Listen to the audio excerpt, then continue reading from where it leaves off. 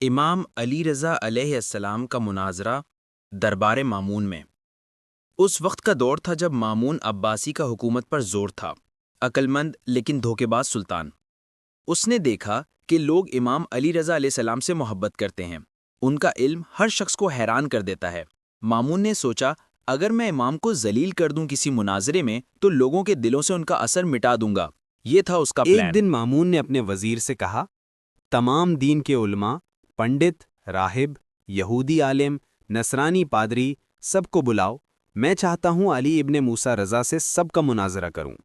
دربار سج گیا، سونا، چاندی، زینت، مگر اس سے بھی زیادہ روشن تھا وہ چہرہ امام علی رضا کا۔ دربار میں سب لوگ چپ۔ امام نے قدم رکھا تو سب نے احترام میں سر جھکا لیا۔ ایک نور تھا جو امام کے چہرے سے چمک رہا تھا، جسے دیکھ کر ہر دل پگھل گیا۔ مامون نے مسکراتے ہوئے کہا، اہل اسلام کے امام، آج ہم چاہتے ہیں کہ آپ سب سے علم کا مقابلہ کریں، کیا آپ تیار ہیں؟ امام نے مسکرا کر کہا، میں مناظرہ تبھی کروں گا جب ہر شخص اپنے دین کے حساب سے دلیل لائے، نہ کہ اسلام کے قانون سے بلکہ اپنے عقیدے کے ذریعے۔ مامون نے ہاں میں سر ہلا دیا۔ سب سے پہلے جتھلیق، ایک مشہور نصرانی کرسچن اسکالر آیا۔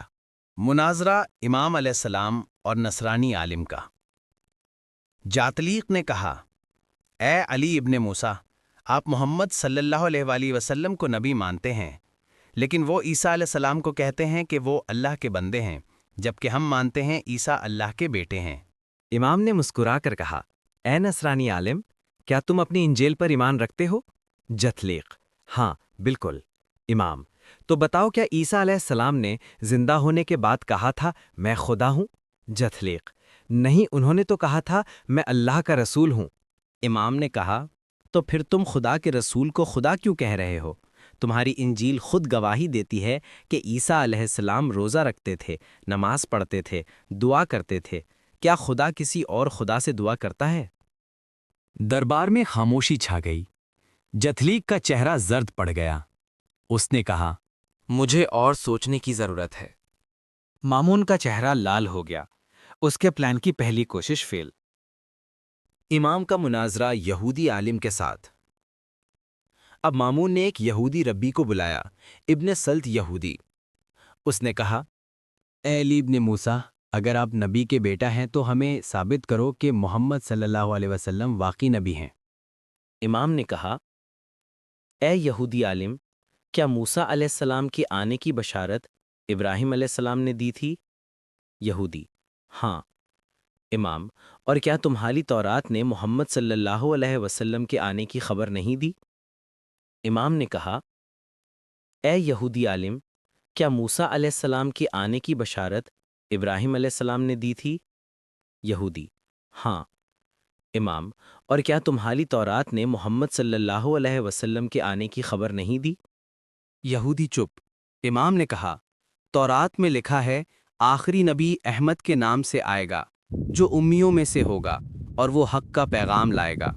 بتاؤ، کیا یہ صفت محمد صلی اللہ علیہ وسلم کے سوا کسی اور میں ہے؟ یہودی نے کہا، نہیں۔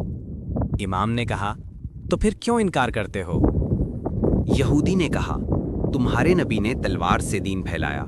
امام نے کہا، موسیٰ علیہ السلام نے بھی تلوار اٹھائی تھی جب فرعون نے حق کا انکار کیا تھا۔ حق کے لیے تلوار اٹھانا ظلم نہیں، عدل ہے۔ دربار میں لوگ سبحان اللہ کہہ اٹھے۔ یہودی نے سر جھکا لیا۔ امام کا مناظرہ دہریہ یعنی ایتھیسٹ کے ساتھ۔ اب مامون نے کہا، اے امام، اب آپ کا مناظرہ ایک دہریہ سے ہوگا جو کہتا ہے کہ کوئی خدا نہیں۔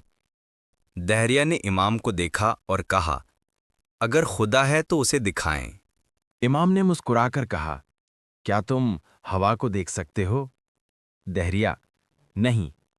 امام، پھر بھی اس پر یقین ہے نا، کیونکہ اس کا اثر محسوس ہوتا ہے، ویسے ہی میرے رب کا وجود محسوس ہوتا ہے اس کی مخلوق میں۔ امام نے کہا، جب تم سوتے ہو تو تمہارا دل دھڑکتا رہتا ہے، تمہارا جسم چل رہا ہوتا ہے، کس نے اسے چلایا؟ دہریہ چپ۔ امام نے کہا، اگر سب کچھ اپنے آپ بن گیا ہوتا تو ہر چیز میں نظام ایک جیسا کیوں؟ امام علی رضا علیہ السلام نے مسکرا کر اس شخص کی طرف دیکھا اور فرمایا، اگر سب کچھ اپنے آپ بن گیا ہوتا تو ہر چیز میں نظام ایک جیسا کیوں ہوتا؟ سورج روز ایک وقت پر نکلتا ہے، چاند اپنے حساب سے گھٹا بڑھا کرتا ہے، رات دن کے پیچھے چلتی ہے، دن رات کے پیچھے، پانی اوپر سے نیچے جاتا ہے، آگ ہمیشہ اوپر اٹھتی ہے۔ یہ سب ایک تصدف سے نہیں ہو سکتا۔ یہ ایک ہی خدا کا نظام ہے جس سے نہ تھکان ہوتی ہے نہ نیند۔ دربار میں ایسی خاموشی چھا گئی جیسے ہوا رک گئی ہو۔ ہر شخص دل میں سوچ رہا تھا، یہ تو وہی بات ہے جو انسان سمجھتا ہے پر کہہ نہیں سکتا۔ پھر امام علیہ السلام نے اپنی انگلی آسمان کی طرف اٹھائی اور کہا، جس نے ان ستاروں کو قیام دیا، جسے نہ کوئی ضرورت ہے نہ مددگار، وہی رب ہے۔ ستارے تو اسی کے بندے ہیں جنہیں چلنے کا حکم ملا ہے، رکنے کا نہیں۔ وہ سابی شخص سر جھکا کر بولا، اے علی ابن موسیٰ علیہ السلام، آج مجھے سمجھ آیا کہ ہم ستاروں کو نہیں، ان کی پیدا کرنے والے کو پوجنا چاہیے۔ امام علیہ السلام نے فرمایا، علم وہی ہے جو انسان کو رب تک لے جائے، اور جہالت وہی ہے جو انسان کو چیزوں میں الجھا دے۔ وہ دہریہ بول اٹھا، آج مجھے یقین ہو گیا کہ اللہ ہے، اس کا ثبوت ہر چیز میں چھپا ہے، بس عقل سے دیکھنے کی دیر ہے۔ دربار کا منظر۔ جب یہ سب مناظرے ہوئے تو مامون کے چہرے پہ لالما تھی۔ اس کا خیال تھا امام علیہ السلام کسی سوال میں الجھ جائیں گے، مگر ہر سوال نے امام علیہ السلام کے علم کا دریا اور گہرا دکھایا۔ سب علماء، پنڈت، رابائز، فلاسفرز سب خاموش، کسی کے پاس جواب نہیں۔ دربار میں صرف ایک آواز گونج رہی تھی، اللہ اکبر، علم علی کے گھر سے نکلتا ہے۔ مامون نے مجبور ہو کر کہا، بائے اللہ، آج میں نے دیکھا کہ دنیا میں تم سے زیادہ عالم کوئی نہیں، تم حق پر ہو اور تمہارا علم نبی کے علم کا سلسلہ ہے۔